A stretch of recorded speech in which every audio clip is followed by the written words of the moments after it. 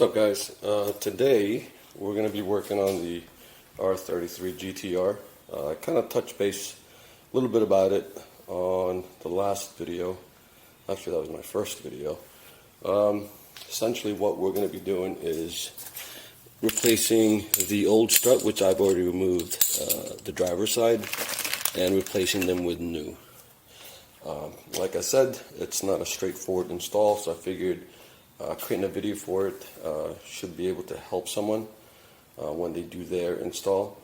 So as you guys can see, I've already removed the driver's side strut. It's this guy right here, and it goes in here. Pretty sure it goes in this way, and it's held by two 10mm nuts. And this right here is just this is where it pivots, and it is fastened on there. That's held by pressure. So to remove this thing was a little tricky because there isn't any clip like the new struts today, where you can remove this piece right here and just snap it right in.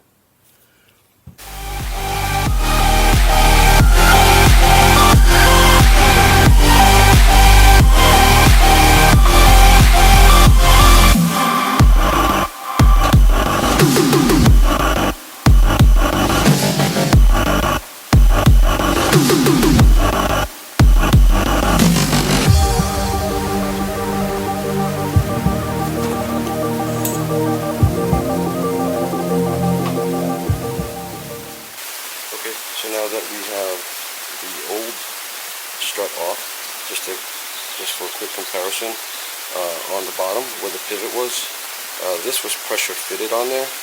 The new one, all we need to do at this point is just kind of remove this clip and then insert it in there and press the clip back on to fasten it. And then for the mount, we're going to reuse because it doesn't come with a mount. So what we need to do is we need to cut this off and cut a hole in there so that we could put this threaded piece right through and secure it with that nut. So the next step is to shape this, not shape, but to cut this guy off. So alright, let's get at it.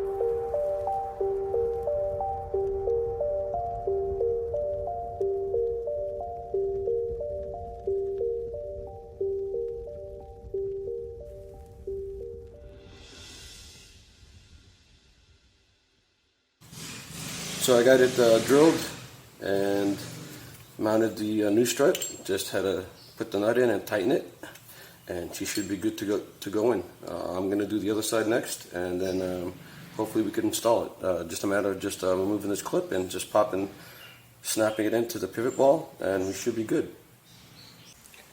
Okay, so if you guys can see, I've already done the driver's side just for the sake of time. I didn't want to make this video any longer than it should. I made sure that this wasn't, the key thing here is I didn't put the nut in right away, just so that I have enough clearance that I can move this up, and that's the trick, because you're not going to be able to get this, the other side on, because of the simple fact that you're not going to be able to compress this on your own to get it to fit. But anyway, so I'll show you how I'm doing the passenger side. So kind of like as what I've said before, you got to move this clip up or down just so that you can enlarge or clear the area so that you can just snap it onto the pivot ball. So let me just put that in there, and then let me get my screwdrivers just so that I can get this thing back, the clip back on.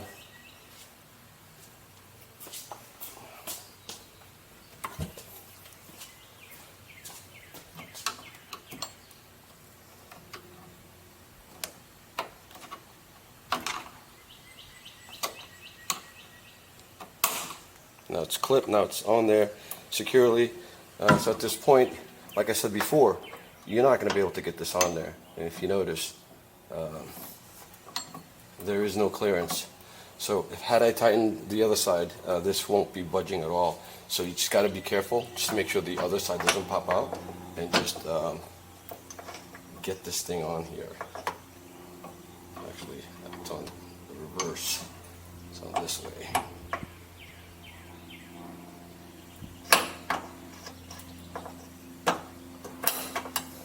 On, and the other side is on, still on as well.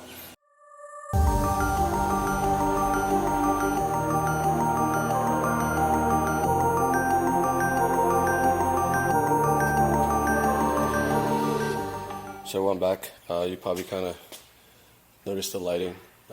Took a break during the day. I had to run some errands and do some typical life stuff.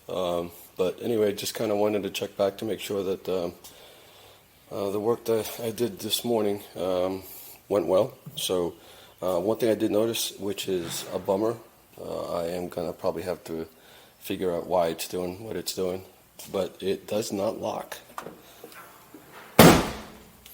So she's closed, and does not lock.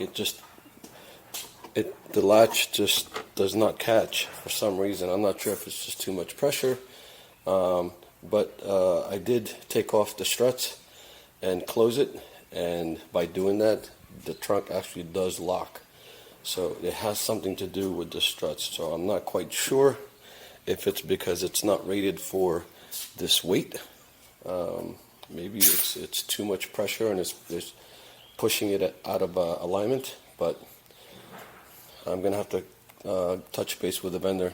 I'm not really kind of happy with this, but it is what it is. And just on the Supra, you guys probably noticed that I have not yet put the new taillights in. Just been contemplating on whether or not I should go LEDs. So I kind of held it off as she's not going anywhere. Anyway, so just decided to kind of leave it alone for now. So yeah, it is a bummer, but hopefully I can get this resolved in the next video. I do have somewhere to go tomorrow, so I'm just going to run without struts. I'm going to go visit a buddy of mine tomorrow to install his big brake kit on his FD. So maybe I could throw that into the next video, and hopefully you guys tune in, and catch you next time. See ya.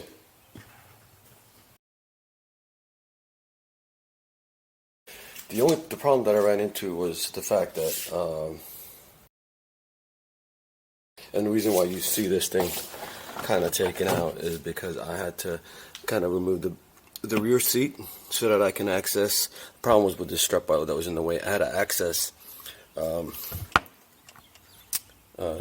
this latch here so that I could open it back up, because I ended up while troubleshooting with the issue that I had locking the trunk without me being able to open it. So anyway, the issue was that there was a misalignment, so that whenever I closed the trunk, she wouldn't lock. So I thought primarily it's because of maybe the strut had pressure issues. Maybe it might be rated too high, that it's pushing up against it, or just how it was set up or aligned. But anyway, to make a long story short, what I had to do was these two bolts had to loosen it so that I could adjust this latch so that you could move right up, so that this right here would catch. And then once I did that, she pretty much locked. Oh, by the way, I've also had to remove the washers that was required to be placed on here and here.